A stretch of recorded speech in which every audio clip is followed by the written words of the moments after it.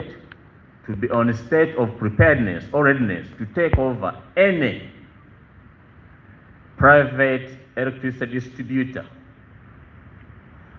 for any reason, either changing the policy, like what is happening now, or in case that distributor fails to fulfill the requirements, and we've done so either way. The 51, on addition to power distribution, we are manufacturers. We treat wooden poles, which we buy from the farmers, add value from our factory. In that case, we are partners of investment and value addition.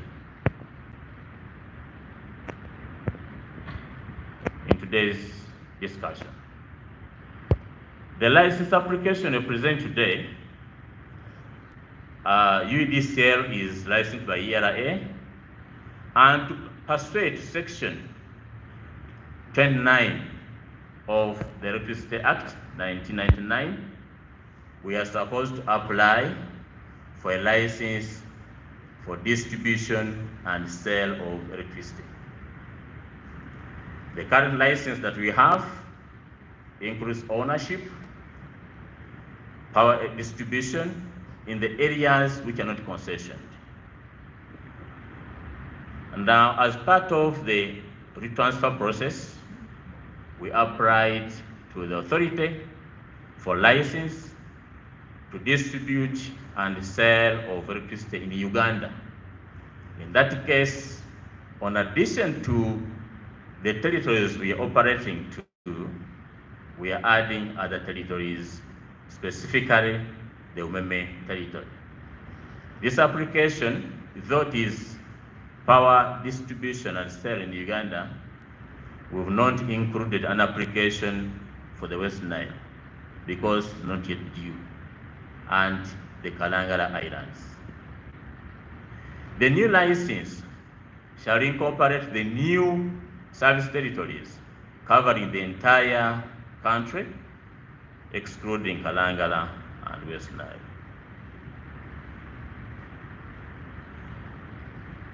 What is our strategic description of Uedcl? Our vision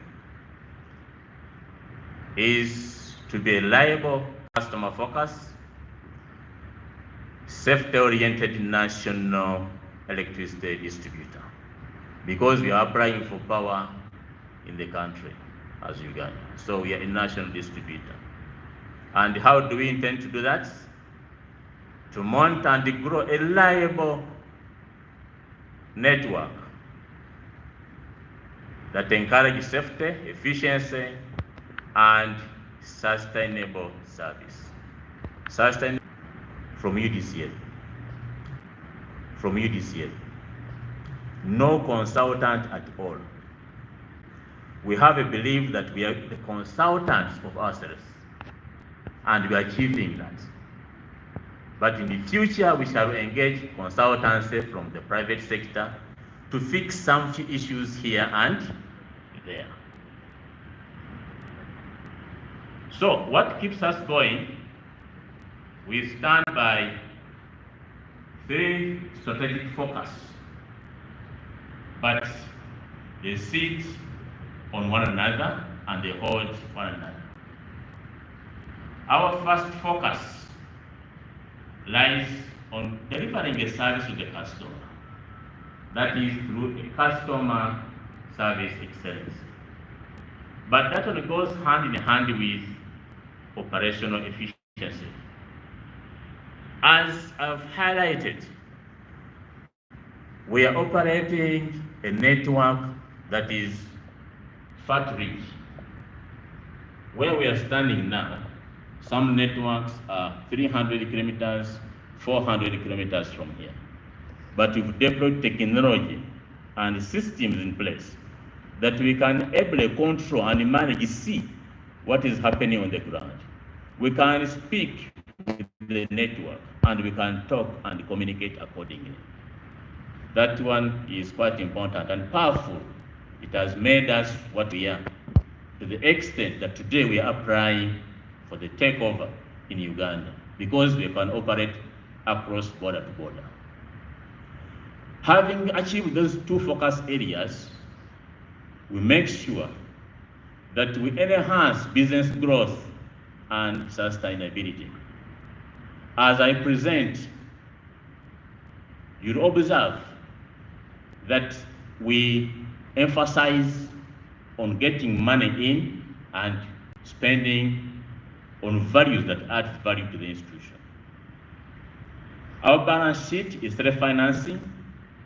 We don't have a vote, but we've seen our trajectory in revenue increasing, and self-sustainably, we are performing all the environment in the right governance.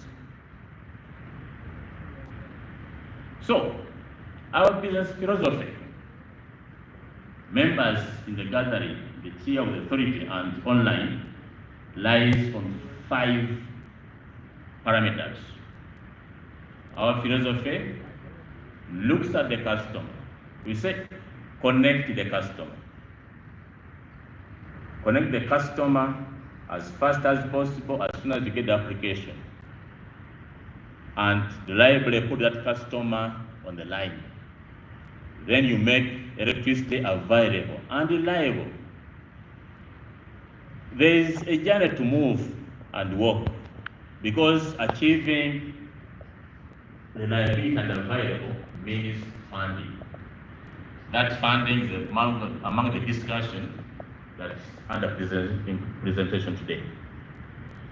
But having made power available, you need to manage the energy losses as much as possible.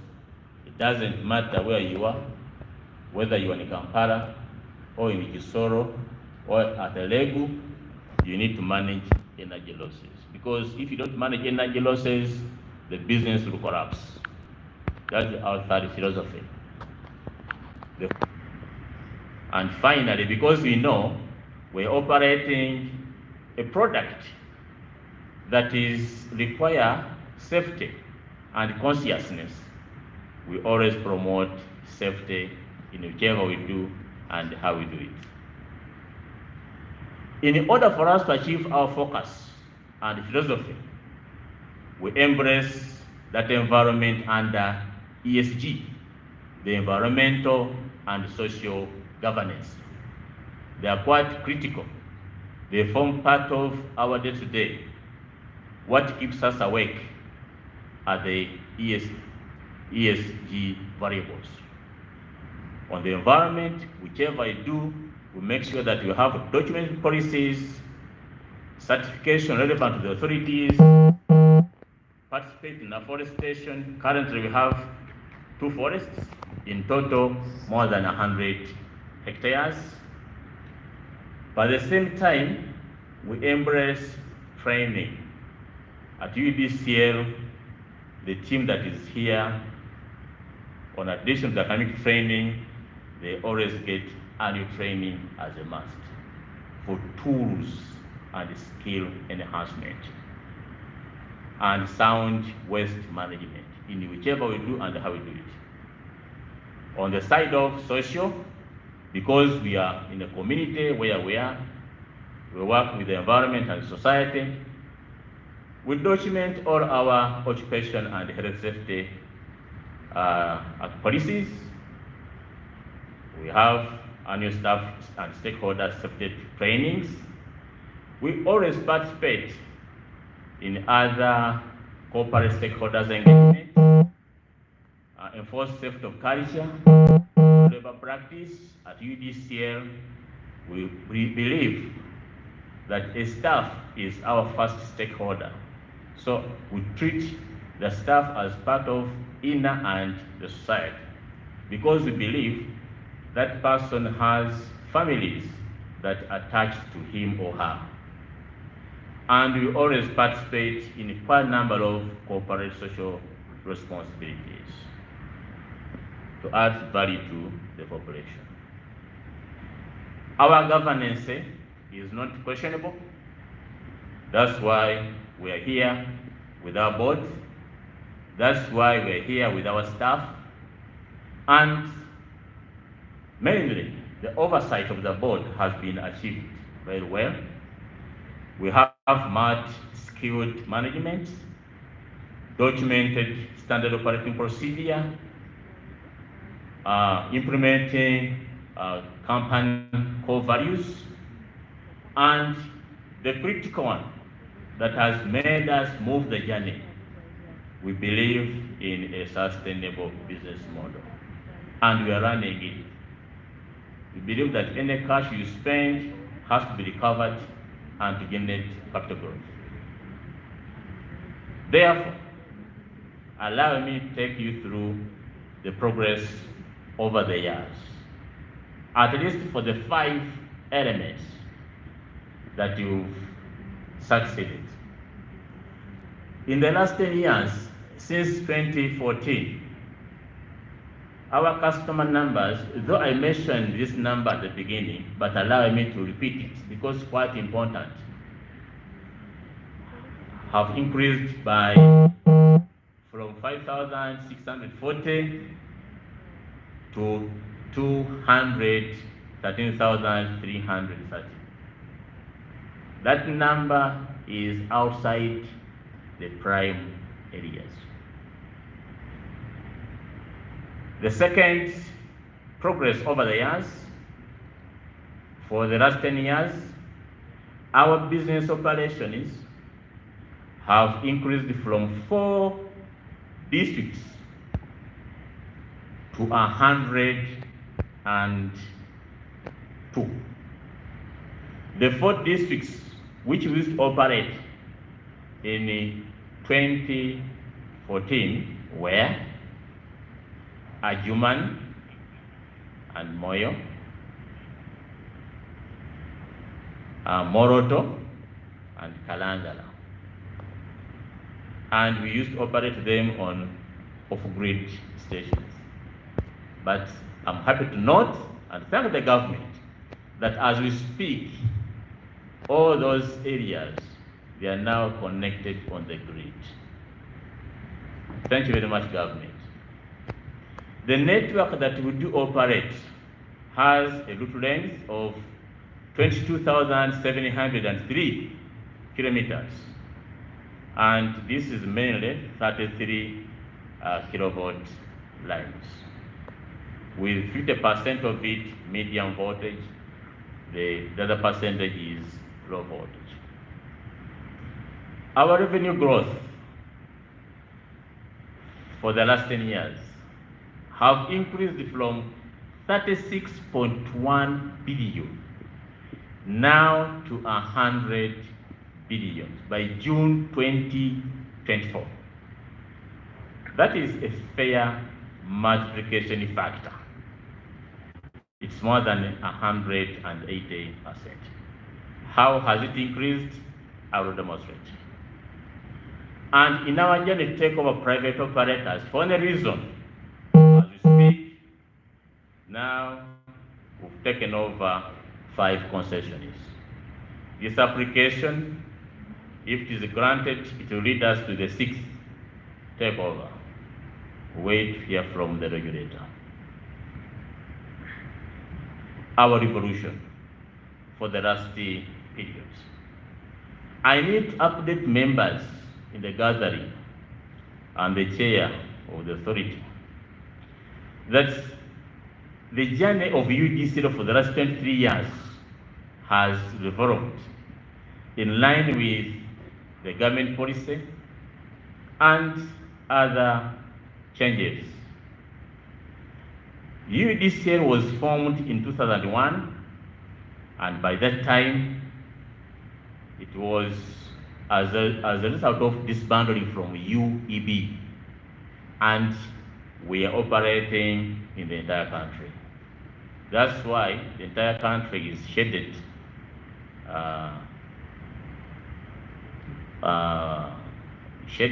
yellow, at the same time with some shoe lines in some urban centers. But you observe some areas have no power lines by that time. But the situation as we speak now has changed. So come 2003, the effort for inviting private operators started to attract private capital. So we handed over the operation of West Nile to Uedcl in 2003. The area shaded gray, and we remained with the cream and the red lines. By that time, the government was going through the privatization arrangement, bids and evaluation for the best bidder who will be partnered with in the concession that is going to take over the major areas. In 2005, the cream vanished, smaller, for purposes of attracting private capital. Umeme came in, whom we signed the lease understanding agreement for them to operate and invest onto the network. So the network turned gray. You observe that Uedcl remained in those fat-rich areas of Moroto, Moyajuman, and the islands to keep the supply on. These areas were not concessioned out because they were not commercially viable. No private operator might have gone in. I'm happy to report we remained there, and the people in those areas continued to get the service still when they were connected on the grid. However, in 2014, the government, through the Rural Electrification Agency by that time, now Rural Electrification Program, extended the power to the Northeast Service Territory